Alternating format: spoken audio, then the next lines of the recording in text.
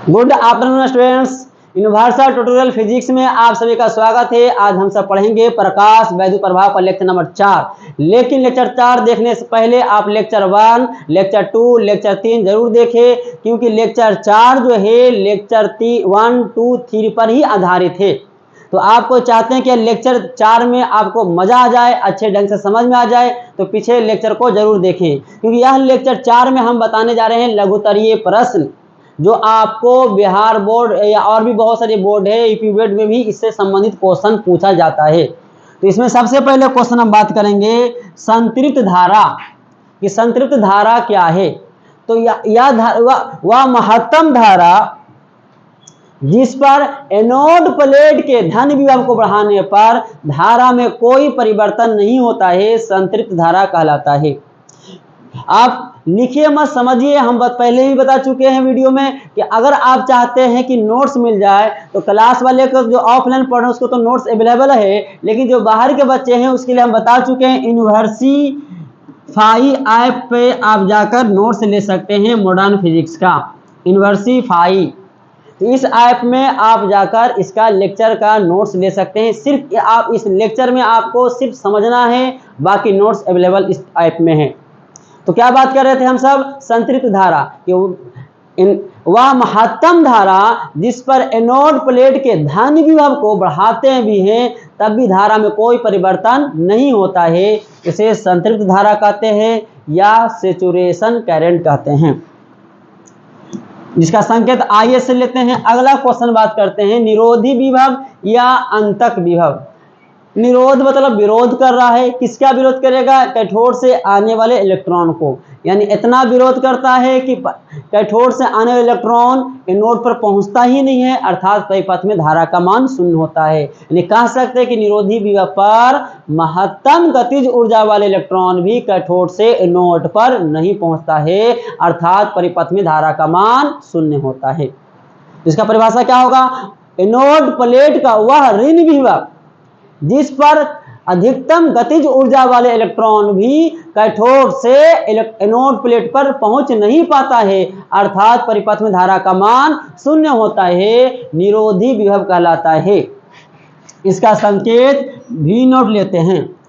अब हम बताए थे आपको लेक्चर 2 में ही कि जो इलेक्ट्रॉन की एनर्जी सबसे ज्यादा है उसका संकेत लेते हैं गतिज ऊर्जा है Ke मैक्स, उसका मान जो होगा यानी सबसे अधिकतम गतिज ऊर्जा वाले इलेक्ट्रॉन को भी निरोधी विभव पर पहुंच नहीं पा रहा है। इसका मतलब एनोड प्लेट जितना एनोड प्लेट इतना विरोध कर रहा है कि अधिकतम ऊर्जा वाले इलेक्ट्रॉन को भी पहुंचने नहीं दे रहा है। इसका मतलब जितना अधिकतम ऊर्जा वाले इलेक्ट्रॉन का मान होगा उतना ही, ये फार्मूला बताए थे E × V0, ये आपका फार्मूला है, याद रखिएगा।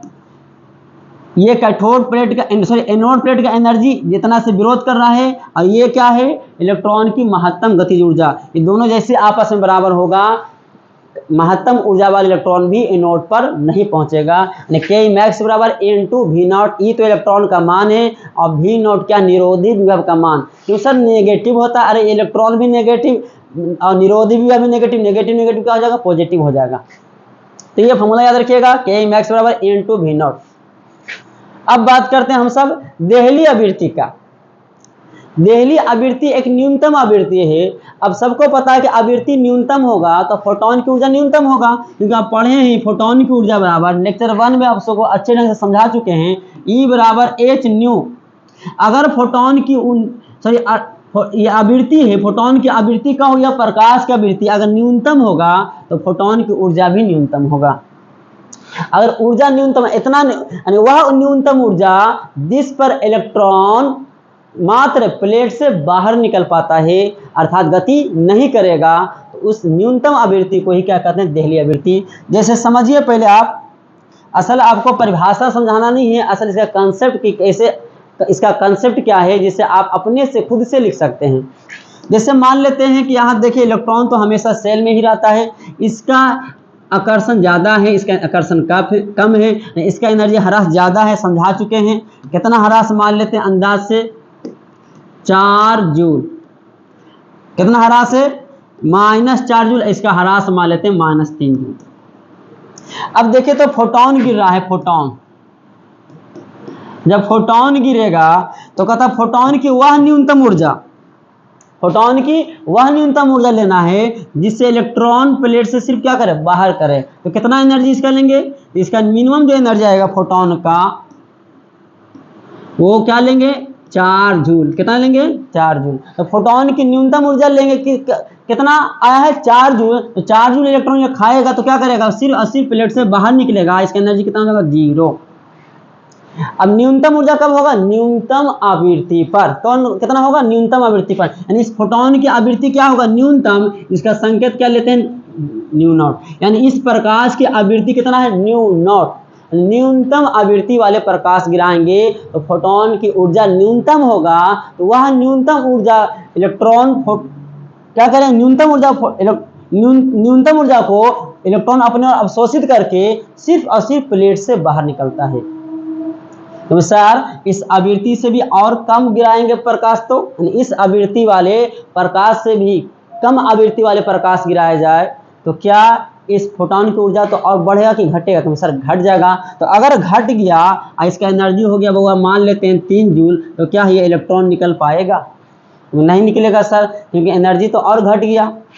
इसकी बात करने बराबर नहीं लगाए हैं, आप कंफ्यूज मत हो जाइएगा। बराबर फोटोन की ऊर्जा कितना हो गया, 3 जूल, क्योंकि न्यू आवृत्ति पर, न्यूनतम आवृत्ति पर फोटोन की ऊर्जा 4 जूल था और इससे कम आवृत्ति वाले प्रकाश गिराएंगे तो और ऊर्जा घटेगा जिससे इलेक्ट्रॉन प्लेट से बाहर नहीं निकलेगा। यानी देहली आवृत्ति का परिभाषा क्या होगा, जिसको अंग्रेजी बोलते हैं थ्रेशोल्ड फ्रीक्वेंसी। वह न्यूनतम आवृत्ति जिस पर इलेक्ट्रॉन केवल प्लेट से बाहर निकल पाता है। इससे कम आवृत्ति वाले प्रकाश को प्लेट पर गिराते हैं तो प्लेट से इलेक्ट्रॉन नहीं निकल पाता है, उसे देहली आवृत्ति कहते हैं, जिसका संकेत न्यू नॉट लेते हैं, न्यूनतम आवृत्ति। अब अगर बात करते हैं देहली तरंगदैर्घ्य क्या है, तो देहली तरंगदैर्घ्य जो है समझ लीजिए, आप पढ़े हैं अभी फोटोन की ऊर्जा बराबर E बराबर S न्यू, और न्यू को बोलते हैं C/λ, क्योंकि आप पढ़ाएंगे प्रकाश में भी कि प्रकाश की जो चाल होता है न्यू इंटू लैम्डा होता है, आवृत्ति गुना तरंगदैर्घ्य। तो यहाँ पे प्रकाश का तरंगदैर्घ्य हो गया, यहाँ पे प्रकाश की आवृत्ति था। तो देखिए तो यहाँ पे आवृत्ति कम लेते थे, न्यूनतम, तो फोटोन की ऊर्जा भी न्यूनतम। लेकिन अगर आप देहली तरंगदैर्घ्य न्यूनतम लीजिएगा तो ऊर्जा न्यूनतम नहीं आएगा, बल्कि क्या होगा, महत्तम हो जाएगा। यानी यहाँ पे समानुपाती नहीं है, एक दूसरे के व्युत्क्रमानुपाती है। तो अगर तरंगदैर्घ्य क्या लेते हैं, मैक्सिमम, क्या लिया जाए, मैक्सिमम लिएंगे तो इसका एनर्जी क्या हो जाएगा, मिनिमम। तो सर मिनिमम क्यों लेते हैं, क्योंकि मिनिमम ऊर्जा वाले प्रकाश को गिराएंगे, मिनिमम ऊर्जा वाले फोटोन को गिराएंगे तो इलेक्ट्रॉन प्लेट से केवल बाहर निकलता है। तो बताइए तो तरंगदैर्घ्य महत्तम लिया जाए, ऊर्जा न्यूनतम कि न्यूनतम लेंगे। अगर न्यूनतम लेंगे तो ऊर्जा क्या हो जाएगा, महत्तम। अब महत्तम ऊर्जा गिराएंगे तो इलेक्ट्रॉन बाहर भी निकलेगा, गति भी करेगा, और हमें क्या चाहिए, सिर्फ और सिर्फ इलेक्ट्रॉन प्लेट से बाहर निकले। तो देहली तरंगदैर्घ्य का परिभाषा होगा वह अधिकतम तरंगदैर्घ्य जिस पर इलेक्ट्रॉन केवल प्लेट से बाहर निकल पाता है। इससे अधिक तरंगदैर्घ्य वाले प्रकाश को प्लेट पर गिराते हैं तो इलेक्ट्रॉन प्लेट से बाहर नहीं निकल पाता है, इसे देहली तरंगदैर्घ्य कहते हैं। समझ में आ गया होगा। इसका संकेत किससे लेते हैं, लैम्डा नॉट से। तो आपने कहा सर अब क्या बोलें कि तरंगदैर्घ्य और बढ़ा देंगे तो इलेक्ट्रॉन प्लेट से बाहर नहीं निकलेगा। हाँ, क्योंकि अगर महत्तम तरंगदैर्घ्य पर सिर्फ मिनिमम ऊर्जा मिल रहा है जिससे इलेक्ट्रॉन बाहर निकल पा रहा है, अगर तरंगदैर्घ्य को और बढ़ा देंगे, मैक्सिमम यानी देहली तरंगदैर्घ्य से भी यानी बड़ा कर देंगे तो ऊर्जा तो और घट जाएगा। फिर से वो ऊर्जा जैसी और घटेगा तो इलेक्ट्रॉन को पर्याप्त मात्रा में ऊर्जा मिलेगा ही नहीं, तो वह इलेक्ट्रॉन प्लेट से बाहर नहीं निकल पाएगा। इसलिए देहली तरंगदैर्घ्य महत्तम तरंगदैर्घ्य होता है जिस पर ऊर्जा न्यूनतम अर्थात इलेक्ट्रॉन केवल प्लेट से बाहर निकलता है। देहली तरंगदैर्घ्य से यानी महत्तम तरंगदैर्घ्य से और अधिक तरंगदैर्घ्य वाले प्रकाश को प्लेट पर गिराते हैं, उससे इलेक्ट्रॉन प्लेट से बाहर नहीं निकलता है, देहली तरंगदैर्घ्य कहलाता है। अगला क्वेश्चन हमें है कार्य फलन वर्क फंक्शन। कार्य फलन एक न्यूनतम ऊर्जा है, मिनिमम ऊर्जा है। तो सर मिनिमम ऊर्जा क्या? जैसे कोई एग्जाम देता है तो पास करने के लिए मिनिमम नंबर चाहिए 30 नंबर। ठीक उसी तरह कार्य फलन क्या है कि वह न्यूनतम ऊर्जा जिससे इलेक्ट्रॉन केवल प्लेट से बाहर निकल पाता है। या इस तरह से भी कह सकते हैं इसे कि किसी भी धातु की प्लेट से इलेक्ट्रॉन को बाहर निकालने में जितना ऊर्जा खर्च होता है, व्यय होता है, उसे कार्य फलन कहते हैं। जैसे देखें तो यहाँ पे इलेक्ट्रॉन को बाहर निकालना था, कितना एनर्जी चाहिए था? 4 जूल। तो कोई 4 जूल क्या हो गया? कार्य फलन। अगर इलेक्ट्रॉन को प्लेट से बाहर निकालने में 5 जूल की आवश्यकता पड़ रहा है तो कार्य फलन कितना होगा? 5 जूल। और अच्छे ढंग से एग्जाम्पल समझे, कोई व्यक्ति 5 लाख में कर्जा में है तो उसे छुटकारा पाने के लिए, केवल छुटकारा पाने के लिए कितना एनर्जी चाहिए? 5 लाख। यानी 5 लाख क्या हो गया? कार्य फलन। कोई व्यक्ति 20,000 से कर्जा में है तो उसका कार्यफल कितना होगा? 20,000 रुपया कि उससे छुटकारा पाएगा। 30,000 देंगे तो छुटकारा भी पाएगा और गति भी करेगा। यानी सिर्फ और सिर्फ छुटकारा पाने वाला एनर्जी, प्लेट से बाहर निकलने वाला इलेक्ट्रॉन की एनर्जी चाहिए। तो याद रहेगा कार्यफलन कि किसी धातु की प्लेट से इलेक्ट्रॉन को निकलने में जितना ऊर्जा खर्च होता है, व्यय होता है, उसे कार्यफलन कहते हैं। और विभिन्न धातुओं के लिए यानी अलग अलग धातुओं के लिए कार्य फलन भिन्न भिन्न होता है। सबका अलग अलग होगा क्योंकि अलग अलग बॉन्ड बनता है, अलग अलग एनर्जी होता है। तो भिन्न भिन्न धातुओं के लिए कार्य फलन भिन्न भिन्न होता है। ऐसे W से सूचित किया जाता है, W से। तो सर W का फॉर्मूला क्या होगा कार्य फलन का? W से सूचित करते हैं और फाई से भी। तो कार्य फलन का फॉर्मूला क्या होगा? थोड़ा ध्यान से समझिए कि कार्य फलन क्या है? न्यूनतम ऊर्जा। और न्यूनतम ऊर्जा फोटोन का कब होता है? देहली आवृत्ति पर या देहली तरंगदैर्घ्य पर। यानी कार्य फलन का फॉर्मूला क्या होगा? H into new not. हम सर ये क्या लिख दें, कैसे लिख दिए? भैया न्यू नॉट देहली आवृत्ति है जिस पर इलेक्ट्रॉन की ऊर्जा, फोटोन की ऊर्जा न्यूनतम होता है। जब फोटोन की ऊर्जा न्यूनतम होगा तो इलेक्ट्रॉन की ऊर्जा भी मिलेगा न्यूनतम, जिससे वो प्लेट से सिर्फ बाहर निकलेगा। इसलिए कार्य फलन होगा H into new not. New not क्या? देहली आवृत्ति। तरंगदैर्घ्य लिखेंगे SC बटा लैम्डा नॉट। C का मान याद होगा 3 गुना 10 के 8।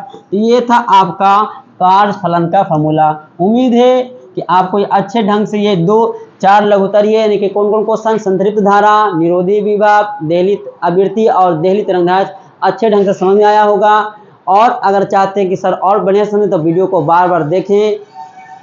तो आप ये क्वेश्चन को याद कर लें, समझकर खुद से लिखने की कोशिश करें, जिससे आपको एग्जाम में अगर क्वेश्चन आ जाए तो आसानी से आप लिख दीजिएगा। अपने शब्दों में लिखने की कोशिश कीजिए। तो फिर मिलते हैं हम सब नेक्स्ट वीडियो में इसी एनर्जी के साथ। तब तक के लिए धन्यवाद।